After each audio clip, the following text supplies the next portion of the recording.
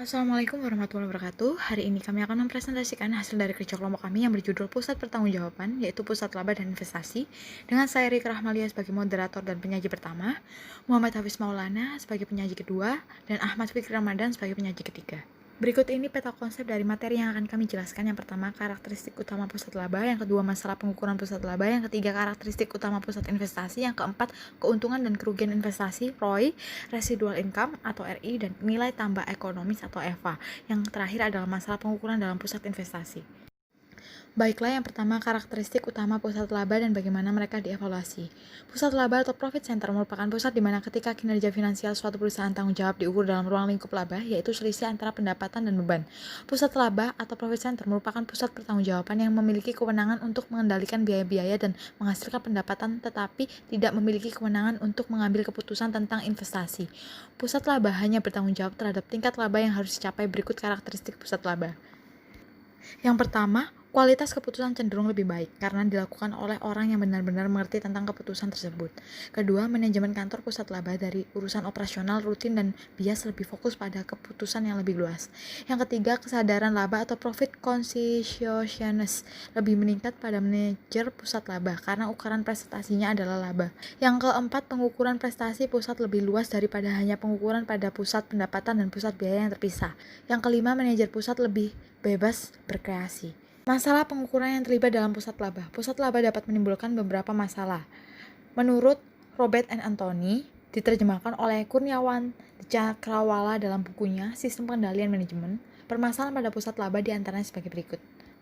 Yang pertama, pengambilan keputusan yang terdesentralisasi akan memaksa manajemen puncak untuk lebih mendapat laporan pengendalian manajemen dan bukan wawasan pribadinya atas suatu operasi sehingga mengakibatkan hilangnya pengendalian. Yang kedua, jika manajemen kantor pusat lebih mampu memiliki informasi yang lebih baik daripada manajer pusat laba pada umumnya, maka kualitas keputusan yang diambil pada tingkat unit akan berkurang. Yang ketiga, persediaan dapat meningkat karena adanya argumen-argumen mengenai Yang ketiga, persediaan dapat meningkat karena adanya argumen-argumen mengenai harga transfer yang sesuai, pengalokasian biaya umum yang tepat, dan kredit untuk pendapatan yang sebelumnya dihasilkan secara bersama oleh dua atau lebih untuk bisnis. Yang keempat, unit-unit organisasi yang pernah bekerja sama sebagai unit fungsional akan saling berkompetisi satu sama lain. Peningkatan laba untuk satu manajer dapat berarti pengukuran bagi manajer yang lain. Yang kelima, divisionalisasi dapat mengakibatkan biaya tambahan karena adanya tambahan manajemen, pegawai, dan pembukuan yang dibutuhkan serta mengakibatkan duplikasi tugas setiap pusat laba. Yang keenam, para manajer umum yang kompeten mungkin saja tidak ada dalam organisasi fungsional karena tidak adanya kesempatan yang cukup baik untuk mengembangkan kompetensi manajemen umum. Yang ketujuh, karena ingin melaporkan laba tinggi, manajer pusat laba dapat lalai melaksanakan penelitian dan pengembangan, program-program pelatihan ataupun perawatan. Yang ke-8, tidak ada sistem yang sangat memuaskan untuk memastikan bahwa optimalisasi laba dari masing-masing pusat laba akan mengoptimalkan laba perusahaan secara keseluruhan. Sedangkan pengukuran laba menurut Robert and Anthony dan Vijay Govindarajan yang diterjemahkan oleh Agus Maulana untuk satu pusat laba tertentu pada dasarnya dapat dilakukan dengan 5 macam cara sebagai berikut. Yang pertama, margin kontribusi. Persoalan dalam metode ini adalah adanya kenyataan bahwa sesungguhnya sebagai dari biaya tetap tersebut ada yang dapat dikendalikan seluruhnya dan hampir seluruh jenis biaya-biaya tetap tersebut dapat dikendalikan sebagian. Yang kedua, laba divisi langsung.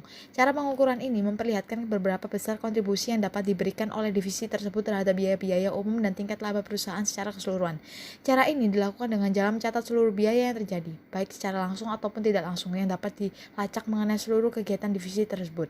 Dengan tidak mempedulikan apakah biaya-biaya tersebut terkendali atau tidak, dengan cara pengukuran ini tidak diperlukan lagi usaha untuk pengalokasian biaya-biaya perusahaan kepada biaya-biaya divisi. Yang ketiga, laba divisi yang terkendali. Biaya-biaya kantor yang ketiga, laba divisi yang terkendali. Biaya-biaya kantor pusat seharusnya dibagi ke dalam dua kategori, yaitu yang pertama terkendali dan yang kedua tidak terkendali. Pada kelompok biaya-biaya terkendali, ini termasuk biaya-biaya kantor pusat yang terkendali, paling tidak hingga tingkat manajer divisi. Sebagai konsekuensinya, apabila biaya-biaya tersebut dimasukkan ke dalam sistem penilaian ini, maka tingkat laba tersebut didapatkan dari hasil pengurangan seluruh biaya-biaya yang dapat dipengaruhi oleh para manajer divisi itu. Yang keempat, laba sebelum pajak. Yang keempat, laba sebelum pajak. Pada cara pengukuran ini, semua biaya-biaya sebelum pajak dialokasikan kepada beberapa divisi. Dasar pengalokasian menggambarkan secara relatif besarnya biaya yang terjadi untuk setiap divisi. Atau dengan kata lain, hal ini menggambarkan besarnya manfaat yang diterima oleh masing-masing divisi. Yang kelima, laba bersih. Hanya sedikit perusahaan-perusahaan yang menggunakan dasar pengukuran tingkat laba di antara divisi-divisinya dengan menggunakan data laba bersih. Ada dua alasan pokok untuk hal ini, yaitu yang pertama, secara umum besarnya tingkat laba sesudah pajak ini merupakan presentasi tetap dari besarnya tingkat laba sesudah pajak. Oleh karena itu dianggap tidak adanya perlunya memasukkan pertimbangan unsur pajak perusahaan. Kedua, keputusan yang berpengaruh terhadap pajak pendapatan biasanya dilakukan pada tingkat kantor pusat perusahaan. Oleh karena itu, tingkat laba divisi seharusnya tidak terpengaruh atau tidak dapat dipengaruhi oleh keputusan-keputusan tersebut. Selanjutnya, saya akan menjelaskan tentang karakteristik utama pusat investasi dan bagaimana mereka dievaluasi. Pusat investasi merupakan pusat pertanggungjawaban yang bertugas untuk mengatur investasi guna mencapai laba yang seoptimal mungkin.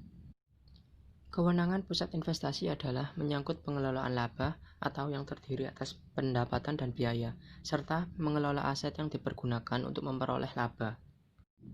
Dengan demikian, pusat investasi diukur prestasinya berdasarkan perbandingan antara laba yang diperoleh dengan aset atau investasi yang dipergunakan. Ada dua karakteristik dasar dari pusat investasi, antara lain yang pertama, pusat tanggung jawab memiliki pendapatan, beban, dan basis investasi yang sesuai. Yang kedua, manajer yang bertanggung jawab atas pusat investasi bertanggung jawab untuk dan memiliki kontrol yang cukup besar atas pendapatan, beban, dan basis investasi. Adapun informasi dari pusat investasi yang dapat dipergunakan memotivasi manajer divisi antara lain yang pertama, menghasilkan laba yang memadai dengan wewenang mengambil keputusan tentang sumber ekonomi dan fasilitas fisik yang digunakan. Yang kedua, mengambil keputusan untuk menambah investasi bila investasi tersebut memberikan kembalian atau return yang memadai. Yang ketiga, mengambil keputusan yang melepas atau mengurangi investasi yang tidak memberikan kembalian atau return yang memadai.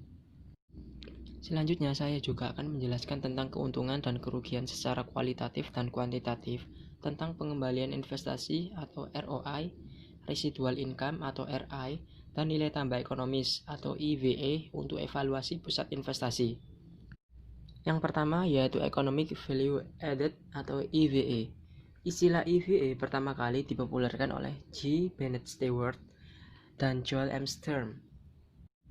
EVA merupakan suatu metode untuk menentukan apakah perusahaan telah menciptakan nilai ekonomis yang di atas atau di bawah dari biaya modal yang dimiliki perusahaan dalam pengoperasian kekayaan yang dimilikinya.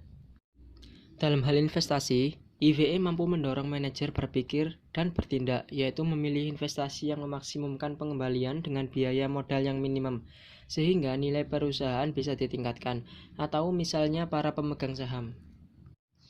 Selain itu, faktor biaya modal yang terdapat dalam EVA mendorong manajer untuk berhati-hati dalam menentukan kebijakan struktur modal perusahaannya. EVA merupakan laba operasi setelah pajak dikurangi total biaya modal tahunan. Jika EVA lebih dari 0, maka perusahaan telah terjadi nilai tambah ekonomis.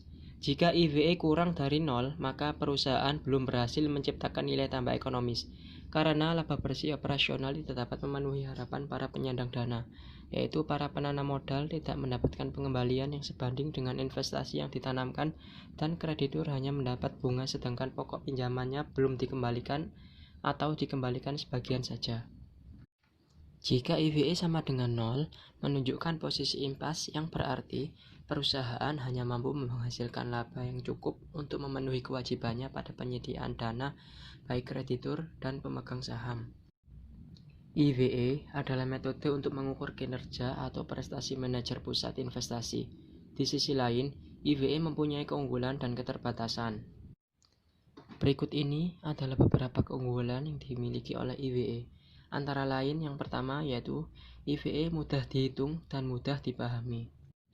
Yang kedua, EVA menggambarkan arus kas perusahaan yang sebenarnya, yang memfokuskan penilaiannya pada nilai tambah dengan mengikut sertakan beban biaya modal sebagai konsekuensi investasi yang tidak dilakukan pada pendekatan akuntansi tradisional. Yang ketiga, EVA mengurangi terjadinya kesalahan dalam pengambilan kesimpulan atas kondisi perusahaan yang sesungguhnya. karena adanya pertimbangan penanaman modal atas faktor risiko dan hasil diperoleh berupa dividen dan bunga. Yang keempat, IVE membantu para penyandang dana untuk mendapatkan penghasilan yang maksimal. Yang kelima, penilaian kinerja dengan menggunakan IVE menyebabkan perhatian manajemen sesuai dengan keputusan pemegang saham, sehingga para manajer akan berpikir dan bertindak seperti yang dipikirkan oleh para penyandang dana, yaitu pemegang saham dan kreditur untuk memilih investasi yang memaksimalkan tingkat pengembalian dan meminimalkan tingkat biaya modal sehingga nilai perusahaan dapat dimaksimalkan. Yang keenam, metode IVE memiliki arti sekalipun dihitung secara mandiri tanpa memerlukan data pembanding seperti data historis perusahaan atau standar perusahaan. Sedangkan keterbatasan dari IVE adalah yang pertama, metode IVE adalah sulit untuk menghitung biaya modal, membutuhkan sumber daya atau waktu, tenaga yang besar untuk mendasarkan perhitungan biaya modal, dan jika terjadi kesalahan, perhitungan biaya modal akan mengurangi manfaat IVE. Yang kedua, perhitungan IVE memerlukan estimasi atas biaya modal, dan estimasi ini sulit dilakukan untuk perusahaan yang belum go public. Dengan menggunakan estimasi tersebut, dapat menyebabkan kesalahan dalam perhitungan biaya modal. Yang ketiga, IVE sulit diterapkan pada perusahaan yang beroperasi pada negara yang kondisi perekonomiannya tidak stabil, dengan tingkat suku bunga yang berfluktuasi. Yang keempat, IVE hanya mengukur hasil akhir dan tidak mengukur aktivitas seperti tingkat loyalitas konsumen dan tingkat retensi konsumen perusahaan, sehingga nilai suatu perusahaan merupakan akumulasi IVE selama umur perusahaan tersebut. Yang kelima, masih banyak perusahaan yang mengukur kinerja investasi perusahaan yang bersifat jangka pendek, sehingga selalu metode IVE bukan menjadi pengukuran kinerja investasi. Keterbatasan IVE yang terakhir yaitu IVE adalah ukuran kinerja investasi berdasarkan pada peristiwa yang sudah terjadi. Tidak hanya itu, selain IVE mempunyai keunggulan dan keterbatasan, IVE juga mempunyai perhitungan rumus, yaitu IVE sama dengan laba operasi setelah pajak dikurangi hasil dari rata-rata tertimbang biaya modal dikali total biaya yang dipakai. Return on investment ROI, salah satu indikator tingkat profitabilitas yaitu return on investment atau ROI, yang merupakan kemampuan perusahaan dalam menghasilkan laba sebagai pengembalian dari setiap investasi yang dilakukan dalam aktivitas usaha. Keberhasilan usaha adalah perolehan pendapatan atau laba yang diperoleh suatu perusahaan. Kemampuan perusahaan dalam menghasilkan laba digambarkan oleh return on investment atau ROI bagi perusahaan pada umumnya.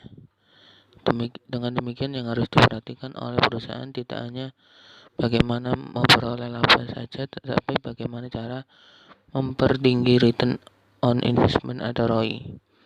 Analisis ROI dalam analisis keuangan mempunyai arti yang sangat penting. Salah satu teknik analisa keuangan yang bersifat menyeluruh atau komprehensif digunakan untuk mengukur efisiensi tindakan yang akan dilakukan oleh bagian atau divisi.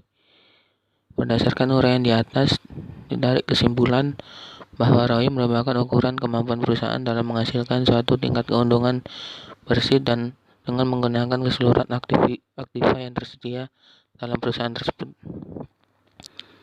ROI mempunyai keunggulan dan keterbatasan. Berikut adalah beberapa keunggulan yang dimiliki oleh ROI. Di antaranya adalah 1.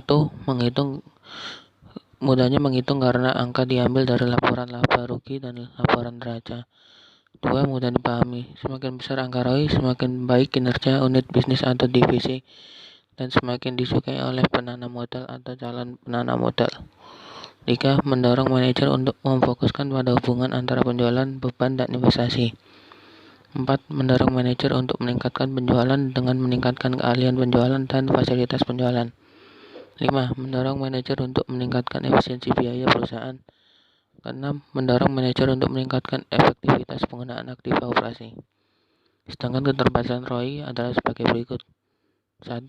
Beberapa cara menghitung tingkat pengembalian investasi atau ROI sehingga sulit untuk menentukan angka ROI yang digunakan sebagai standar untuk mengukur kinerja perusahaan. 2. ROI tidak menghitung laba menurut nilai waktu dari uang sehingga hal ini menyebabkan keputusan yang diambil kurang tepat.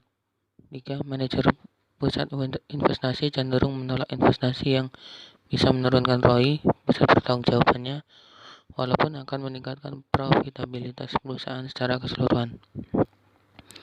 4.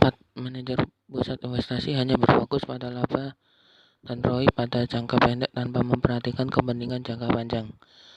ROI mempunyai keunggulan dan keterbatasan ROI juga mempunyai perhitungan rumus, yaitu ROI sama dengan laba operasi atau rata-rata aktif operasi dikurangi laba operasi atau penjualan dibagi penjualan atau rata-rata aktif operasi, atau ROI sama dengan margin kali perputaran. Menjelaskan masalah pengukuran secara kualitatif dan kuantitatif terlihat dalam pusat investasi. Masalah yang timbul pada pusat investasi adalah berkaitan dengan pengukuran dan tolak ukur prestasi pusat investasi. 1. Pada umumnya tujuan manajer unit usaha adalah memperoleh laba yang memuaskan dari investasi yang ditanamkan. 2. Laba yang diperoleh berasal dari modal yang ditanam memperoleh laba tersebut. 3. Makin besar modal yang ditanam, belum tentu makin pula labanya. Terdapat dua metode dalam mengukur prestasi pusat investasi. Pertama, pusat investasi diukur prestasinya dengan menghitung laba yang diperoleh dengan investasinya atau investment base. Perhitungan ini disebut return on investment atau ROI. Yang kedua, pengukuran prestasi dilakukan dengan menghitung economic value added atau EVA, yang sering disebut juga sebagai residual income. Pengembalian modal, ukuran-ukuran kinerja, dan spesifikasi struktur penghargaan merupakan isu utama dalam organisasi yang didesentralisasi, karena tolak ukur kinerja dapat mempengaruhi perilaku pada para manajer. Pemilihan tolak ukur dapat mendukung tingginya keserasian tujuan.